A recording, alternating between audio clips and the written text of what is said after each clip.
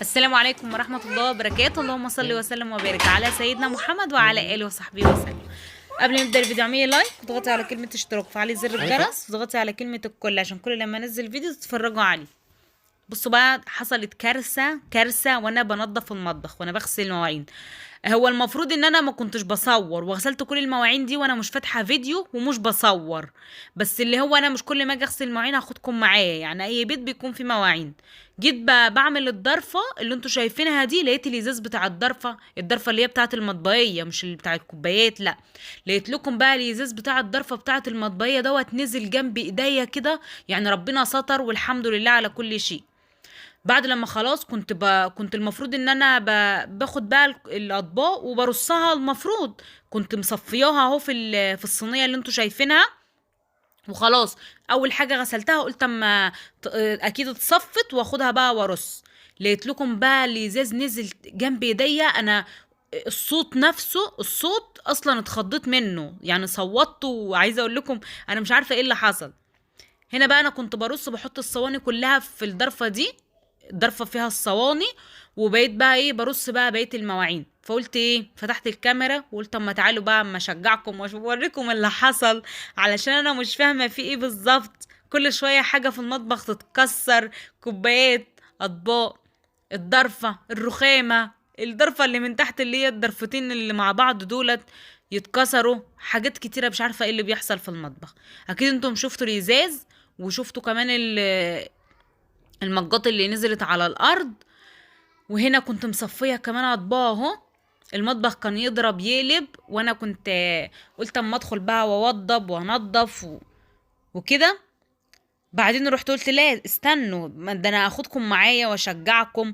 بما ان انا غسلت المواعين، مش عارفه بعد ما غسلت المواعين واخداكم قال معايا يلا عشان اشجعكم. طب وده اسمه كلام؟ مش المفروض كنت اخدتكم من الاول؟ بس عادي مفيش مشاكل. انا هو اخدتكم كمان علشان اوريكم شكل المطبخ عامل ازاي والبوتاجاز عامل ازاي والرخام والارض والميه والدنيا. عايزه اقول لكم يعني حاجه كده مش لطيفه. واكيد بتحصل في احسن العائلات، يعني لما تكوني يوم قبلها مثلا تكوني تعبانه، وتاني يوم وتروحي غسله مواعين اليوم اللي انت كنت تعبانه فيه مثلا. وتاني يوم مع اليومين مش عارفه بتحس ان في حلل وصواني جت. انا مش عارفه بتيجي منين. يعني مثلا اليوم اللي انا كنت تعبانه فيه كنت كان الحوض فيه طباين وكوبايتين وكم معلقه وخلص الموضوع. قلت طب بغسلهم تاني يوم. جم بقى مع العشاء الاولاد عايزين ياكلوا. نعمل حله، يعني نص كيلو مكرونه. نعمل طاسه فيها بانيه. نقطع لهم شويه طماطم. نحط طبق مخلل. نجيب طبق نحط فيه العيش. ابص الاقي عندي حله وكزرولة مكان الميه اللي انا كنت بغليها علشان المكرونه. وابص الاقي عندي حاجات كتيره. وي وي وي وي وفي الاخر ابص الاقي نفسي هنام وتعبانه، لان المفروض ان انا تعبانه ومش هعرف اغسل المواعين قبل ما انام. فالموضوع يتراكم لي تاني يوم. فهو دوت يعني عادي بيحصل عند اي حد ان هو ممكن يسيب مواعين يومين ورا بعض. ما بتحصلش كتير، يعني مش في كل الاوقات بتحصل، بس عادي. بصوا بقى، رحت رصيت بقى الحلل ورصيت الصواني الطاسات عندي عامله لها درج. والصواني عامله لها درج الكبير. والحلل عامله لها الضرفه اللي هي المكسوره دي. وخلصت بقى ورصيت كل حاجة. ومسكت البوتاجاز بقى، اكيد انتوا شفتوه في اول المقطع. مسكت البوتاجاز بقى بالسلكة وغسلته وخليته زي الفل. وادي الجزيرة اللي كنت مصفية عليها الاطباق غسلتها برضو وخليتها زي الفل. قلت اما اشجعكم. يعني بصوا، بعد لما بقول خلاص انا مش هصور، لان صورت الحاجه دي كذا مره قبل كده. وخلاص انا مش هصور وهدخل وبصوا وهشمر ايديا وهغسل بسرعه وهنضف بسرعه. وهبقى اقعد افكر في فيديو ان انا اعمله. يعني موضوع التفكير في الفيديوهات دوت بيكون يعني بياخد جهد من الدماغ. بس انا عايزاكم تكتبوا لي بقى في الكومنتات يعني افكار فيديوهات اعملها لكم. نتشجع، مش مهم يكون الفيديو تقيل عليا، مفيش مشاكل. انا مش بستمتع بالتصوير او انا بنزل لكم الفيديو غير لما الفيديو يكون عامله فيه مجهود. يعني احس ان كده لا انا كده انا كده شغاله صح، مش بلعب. يعني مش بهزر، مش بلعب، وهكذا. فانتوا اكتبوا لي مفيش مشاكل افكار فيديوهات. لمعت بقى الرخام. بحب المع الرخام بفوطه تكون نظيفه علشان احس ان في ريحه نظافه. وهنا الازاز اللي في الارض كله بعمله كده بالمساحه، وبعدين هجيب الجاروف واروح لما كل الكلام ده فيه واروح حطاه في الشنطه، يعني بتاعت ايه، الشنطه بتاعت الزباله اهو. وبعدين اروح عامله ميه وهعمل هنا. بصوا صعبانه عليا، هي الازازه اللي اتكسرت نصها كده مكسوره تقريبا، مش ظاهره في الكاميرا. هنا بتبصوا بتاكد بطمن في حاجه تانية هتتكسر ولا مفيش. خلاص بقى المفروض ان انا خلصت ونضفت ومسحت كمان المطبخ، بس مش عارفه المقطع ده راح فين. هنا بقى تعالوا بقى علشان هنفطر. هحضر فطار وهنفطر. الفطار بتاعنا بيكون يعني خفيف وظريف، يعني مش اللي هو حاجات كتيرة بقى واطباق وكده، لا. لما بعمل حاجات كتيرة واطباق كتيرة وبيكون خلاص ان انا اعمل فطار ملوكي ومش عارفة ايه، اروح جايباكم معايا، اروح واخداكم معايا كده بالتصوير. بس لا، النهاردة بقى هنفطر ايه، استنوا بقى لما لؤي وعدي يحطوا الاكل هقول لكم بقى هناكل ايه.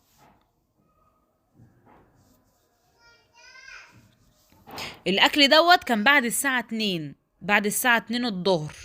هتقولوا فطار، هقول لكم افطر، لان انا كنت بنضف المطبخ وما كنتش فاضيه، ولؤي يا دوب جه من المدرسه وتقريبا الطعميه بردت، فانا عملت لهم بقى طبق فول. هناكل لان احنا بعد لما هناكل هنمشي رايحين بقى عند ماما، فهنمشي هنروح عند ماما مع المغرب. فاحنا دلوقتي برضو انا لسه ما فطرتش وعايزه اشرب شاي علشان اعرف اكمل لكم اليوم. الفيديو دوت عندي بقاله كام يوم، بس انا بعمل لكم بسجل لكم صوته النهارده، وتقريبا ممكن ينزل النهارده، لكن الفيديو عندي بقاله كذا يوم، يعني الفيديو مش في نفس اليوم. عدي شايفين جبت له صينيه خشب وخليته بقى علشان خاطر يحط العيش فيها. هو انا اولادي عامه لما بنيجي نعمل حاجه كل واحد بيكون عارف هو هيعمل ايه، وكل واحد بيكون عارف هو عليه ايه. هنا لؤي كان بيقول لكم باي باي. هو ده بقى فطرنا. رحت جبت الميه من جوه من عند الكومودينو، علشان الازازه دي دايما بتكون جنبي بحبها. ده فول بقى بالزيت والليمون والطحينه والطعميه والسلطه، وهنفطر وهنشرب الشاي وبعدين هنروح عند ماما. وكده رحنا عند ماما. النهارده بقى ايه، زي ما انتوا عارفين اختي في اليوم دوت، يعني اليوم ده بقى له كذا يوم، وضع عند ماما، يعني وضعت وراحت عند ماما عشان تستقر عند ماما لحد يوم السبوع. فالنهارده ماما هتعمل كرنب. شايفين كام كرنبة؟ احنا ناس بنحب ناكل يا جماعة، وبنحب الاكل الدسم اللي مليان دهون ومليان زيوت. انا عارفة ان في ناس ما بتحبش الكلام دوت، بس اهو هنحاول، يعني انا هحاول اتعشى بزبادي وليمونة، يعني اعصر عليها ليمونة. هحاول لسه ما خدتش القرار. بس بجد بنحب الاكلات دي، وهم عامه الصعايده كلهم عامه يعني. لكن في ناس تانية بيحبوا يقولك ايه ده، احنا لا ما ناكلش الكلام دوت غير بعد العصر. لا يا جماعه، احنا بناكل بعد العشاء، لان احنا مش بننام بعد العشاء على طول، احنا بننام يعني بعد صلاه الفجر بننام. يعني نومنا ما بتلاقوش كده متواصل. انا عن نفسي ما بعرفش انام نوم متواصل. ما بعرفش انام مثلا من من الساعة 8 زي ما الناس بيناموا، او من الساعة 9، او من الساعة 10 بالليل لحد الساعة 6 الصبح وبعدين اقوم، لا. لو نمت كده وكنت تعبانة وكنت عايزة انام من الساعة مثلا 10 بالليل وصحيت الساعة 6 الصبح وخلاص مش عايزة انام تاني وخلاص يعني استكفيت، احس لا ان في حاجة ناقصاني، انا هاكل سندوتش واعمل كوباية شاي وادخل انام لحد الظهر، لا في حاجة ناقصاني. اي نعم ساعات بكون نشيطة وبقوم، وبيكون لما بيكون عندي تصوير والشغل وكده، لكن غير كده لو ما بعرفش اقوم كده واقعد قدام التلفزيون كده وفراغ، لا. فانا عايزه اقول لكم ان احنا يعني ما بناكلش الاكل دوت وننام.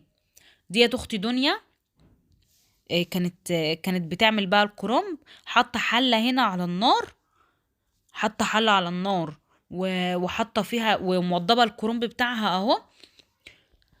وهنا الخضره، معاها الكزبره والبقدونس والشبت وهنا الحله بقى بتحط فيها ملح اهو، وهتنزل بالكرنب. هم 4 كرنبات ليه؟ لان هم صغيرين، كرنب بلدي بقى وكل سنه وانتم طيبين. وخلاص تقريبا هو ماشي ماشي وسايبنا لوحدينا. سايبنا بقى مع الاكلات الصيفيه. في ناس بقى بتحب تخزن الحاجات دي، يعني اللي هو بتنزله دي ماما بقى، دي ماما، ها دي ماما، يعني بتحب تخزن الكرنب، بتديله غلوة وتطلعه. بصوا دي انا. شايفين؟ يعني الموضوع عايزة اقول لكم ان 50 واحدة عملت الاكل، دنيا وماما وانا وبطة وخلود وكلنا.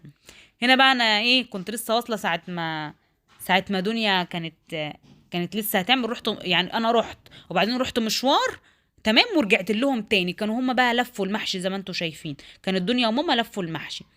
ورحت ايه، طشيته. انا طشيته. ديت ممبار، ماما عامله ممبار اهو، تمام.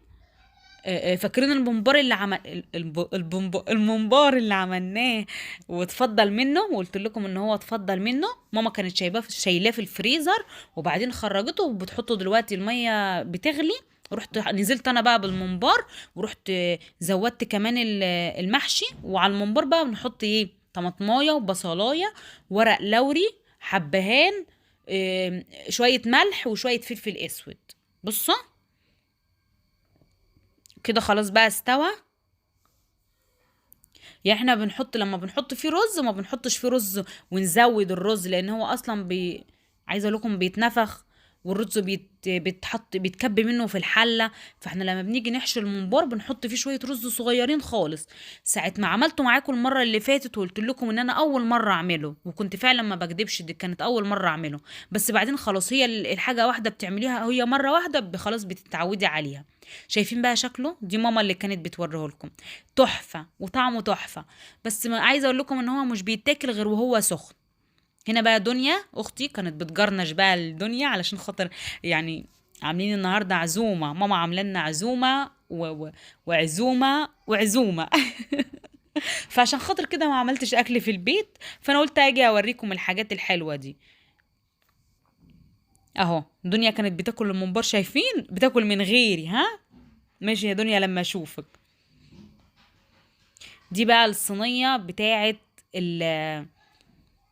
الايه، البط، لان احنا عاملين بط النهارده في الفيديو. يعني مش النهارده، هو انا عايزه اروح اكل تاني من الاكل دوت، لان هو كان روعه روعه روعه.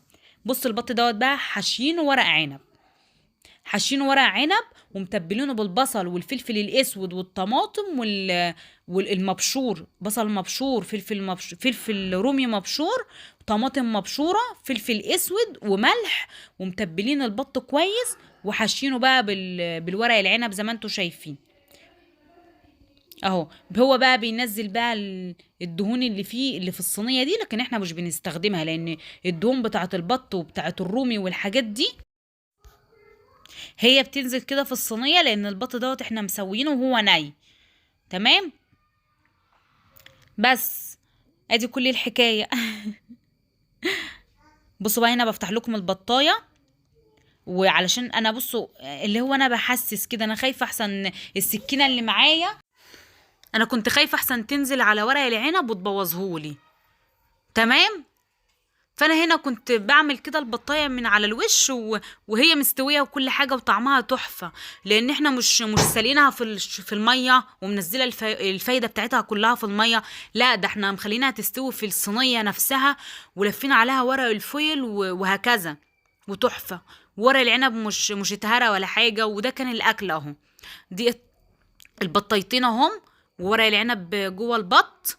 وهنا في مقاطع محذوفه من عندي مش عارفه ليه. وادي الممبار، وادي السلطه، وكمان صينيه المحشي اهو، اكيد انتوا شايفينها المقطع اللي هو لما كنت بقلب بالحله بتاعت صينيه المحشي اتمسح من عندي. بس كده. واكتبوا لي بقى في الكومنتات ايه اكتر حاجه عجبتكم في الفيديو. اكيد شجعتكم يعني على حاجات كتيره، وشفتوا واحنا بنفرش على الارض وبنفطر، وشفتوا كمان لما نظفت المطبخ، شفتوا كمان لما لبست ورحت عند ماما عشان متجمعين كلنا. لازم كل اسبوع مره او مرتين في الاسبوع بنتجمع عند ماما، بنحدد مع بعض في التليفون، ومش مش بيفرق معانا يوم ايه او مش يوم ايه. متنسوش بقى تعملوا لايك للفيديو وتكتبوا لي في الكومنتات ايه اكتر حاجه عجبتكم في الفيديو. والسلام عليكم ورحمه الله وبركاته.